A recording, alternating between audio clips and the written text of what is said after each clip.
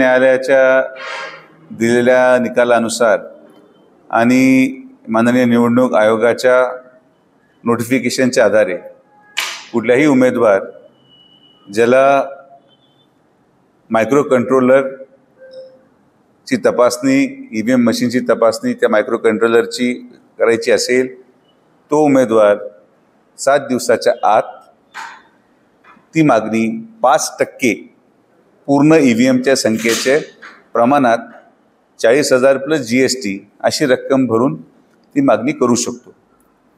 त्या दिलेल्या नोटिफिकेशनच्या आधारे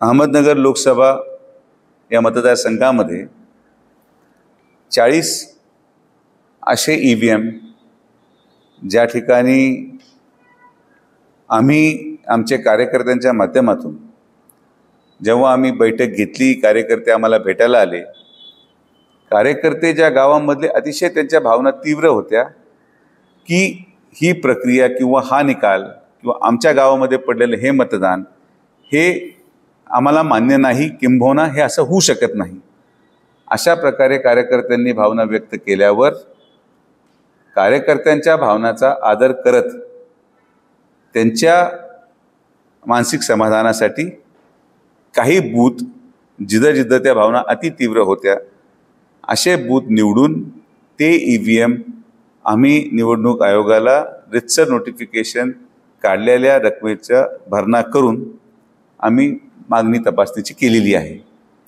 मला पूर्णपणे विश्वास आहे की ही सगळी प्रक्रिया पार पडल्यानंतर कार्यकर्त्यांच्या भावनेचा आदर होईल, त्यांच्या मनामधल्या असलेल्या कुठल्याही भावना किंबहुना काय त्यांचं मत असेल त्याचंही निरसंगन व्यवस्थित केलं जाईल।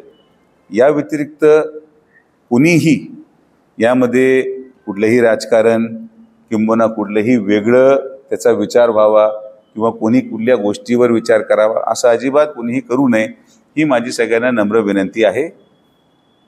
सर्वोच्च न्यायालयाचा मान ठेवत आणि निवडणूक आयोगाने दिलेल्या आपल्याला तरतुदीनुसारच आम्ही या प्रक्रियेला पुढे गेलेलो आहोत।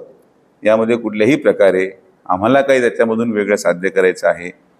जनतेने दिलेला निकाल हा आम्हाला मान्य तेव्हाही होता, आजही आहे, आणि म्हणून यावर पुढं कुठल्याही प्रकारचं राजकारण होऊ नये यासाठी खरं तर ही प्रेस कॉन्फरन्स आम्ही बोलवली। मला विश्वास आहे की जेव्हा कधी निवडणूक आयोगाकडून आणि निवडणूक निर्णय अधिकाऱ्याकडून आम्हाला बोलवणं येईल त्या दिवशी आम्ही हजर राहून ती प्रक्रिया आम्ही पूर्ण करून घेऊ। एवढंच मला आपल्या सगळ्यांना सांगायचं होतं। आपण सगळेजण आलात त्याबद्दल धन्यवाद। थँक्यू।